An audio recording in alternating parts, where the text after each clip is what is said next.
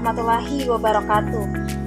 Pada video ini saya akan mempresentasikan materi saya terkait bioenergi dengan judul Produksi Biodiesel Berbasis Mikroalga. Teknologi bioproses merupakan cabang ilmu yang memanfaatkan proses biologi seperti aktivitas mikroorganisme, enzim, atau sel hidup untuk menghasilkan produk bernilai. Salah satu contoh penerapan teknologi bioproses yaitu bioenergi.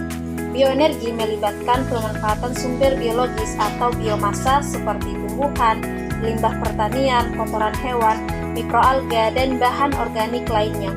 Biomasa mikroalga memiliki potensi untuk menghasilkan energi seperti biodiesel. Permasalahan yang dilihat sehingga mengambil judul tentang biodiesel berbasis mikroalga yaitu melihat cadangan minyak bumi yang merupakan sumber energi fosil yang terbentuk dari jutaan tahun lalu. Kini cadangannya makin menipis seiring dengan pertambahan jumlah penduduk dan kebutuhan yang terus meningkat. Kemudian pembakaran minyak bumi ini menghasilkan karbon dioksida dalam jumlah besar dan ini memperparah pemanasan global. Eksplorasi dan tumpahan minyak bumi ini dapat merusak ekosistem baik di perairan maupun di darat. Biodiesel sebenarnya telah dikembangkan dari minyak nabati seperti kelapa sawit, kedelai, atau jagung. Namun pemanfaatan bahan organik ini menimbulkan beberapa masalah seperti konflik lahan karena membutuhkan lahan yang cukup luas dan juga persaingan dengan ketahanan pangan. Tujuan presentasi ini yang ingin dicapai ada dua. Tujuan pertama itu mengetahui implementasi teknologi bioproses dalam menghasilkan energi terbarukan melalui pemanfaatan mikroorganisme yaitu mikroalga. Kemudian tujuan kedua yaitu mengetahui efektivitas dan pengaplikasian biodiesel sebagai energi terbarukan ramah lingkungan. Kerangka teori. Bioenergi ini telah menarik banyak perhatian umum karena potensinya yang bersifat ramah lingkungan dan juga merupakan energi terbarukan sehingga dapat dimanfaatkan secara terus-menerus dan berkelanjutan. Pada presentasi ini saya akan membahas 4 materi. Materi pertama yaitu pengertian biodiesel, kedua mengapa menggunakan mikroalga, ketiga yaitu proses pembuatan biodiesel, dan materi keempat yaitu hasil penelitian dan aplikasi biodiesel mikroalga.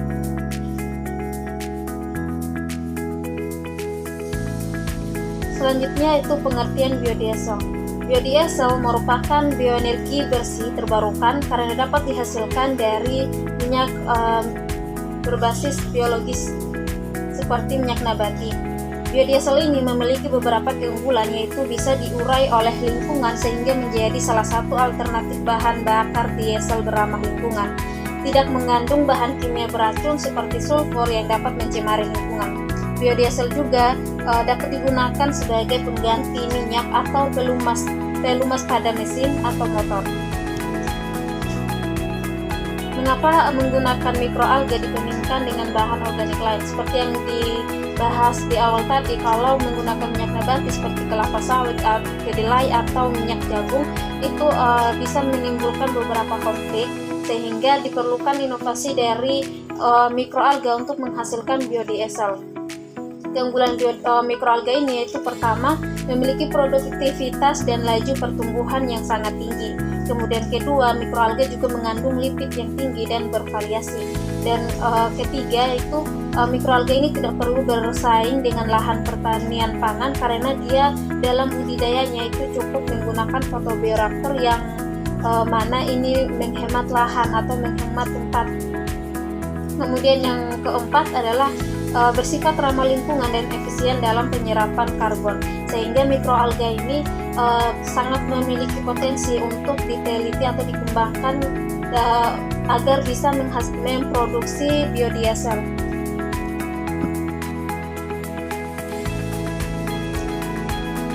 Proses budidaya MCV atau mikroalga Cholera vulgaris dan produksi biomasa. Gambar ini diambil dari artikel Tayari et al. 2020 yang mana pada gambar ini menunjukkan beberapa alat yang peruntukan atau teknologi yang digunakan untuk membudidaya, MCP, dan memproduksi biomasa mikroalga.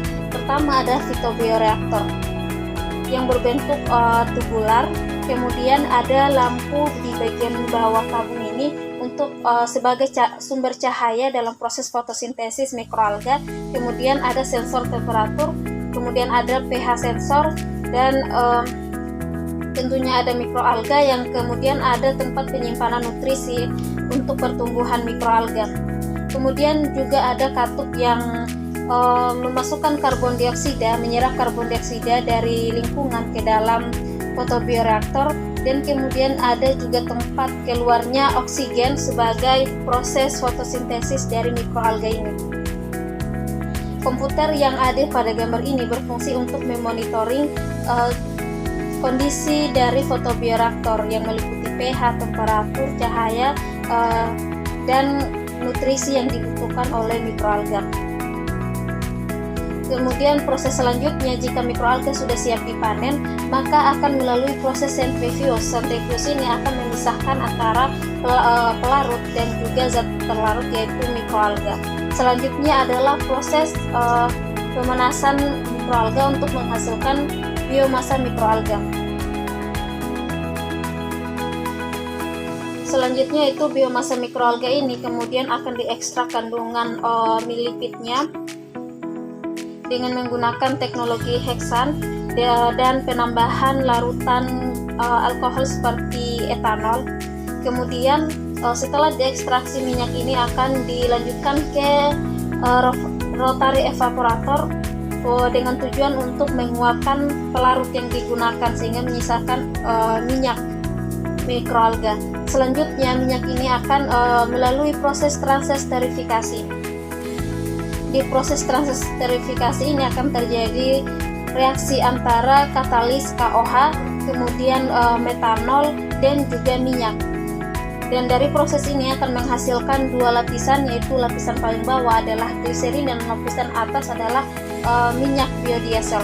Selanjutnya minyak ini akan dimurnikan dan akan menghasilkan biodiesel murni dari mikroalga.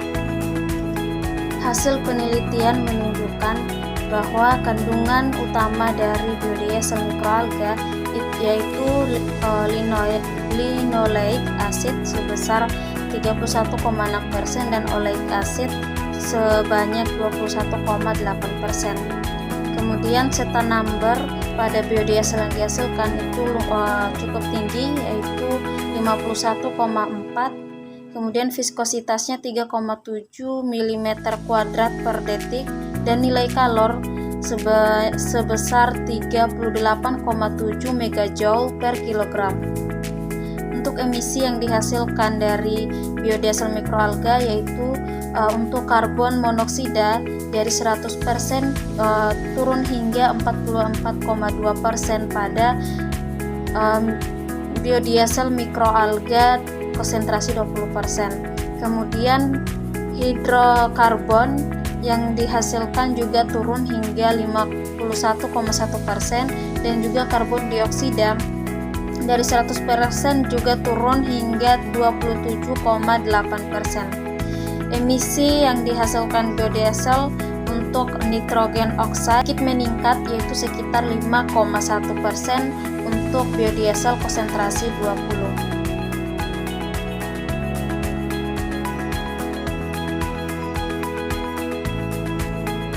Selanjutnya yaitu performa mesin. Nah, biodiesel mikroalga yang dihasilkan pada artikel ini kemudian diuji coba pada mesin,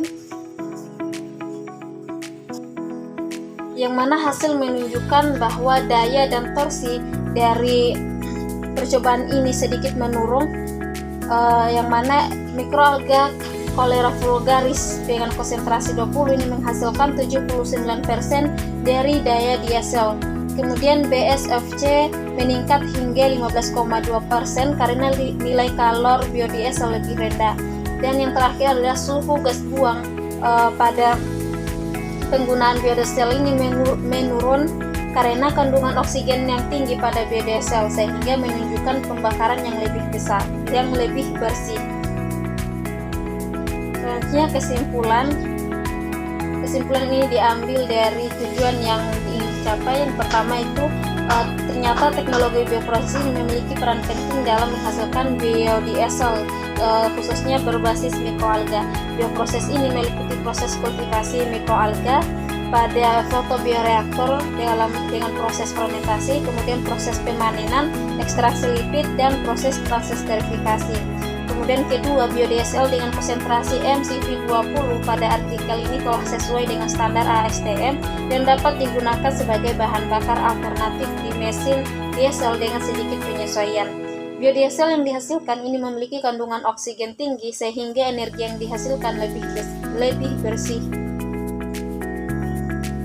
Sekian presentasi materi saya mengenai bioenergi, produksi biodiesel berbasis mikroalga. Saya akhiri, billahi taufiq walhidayah. Wassalamualaikum warahmatullahi wabarakatuh.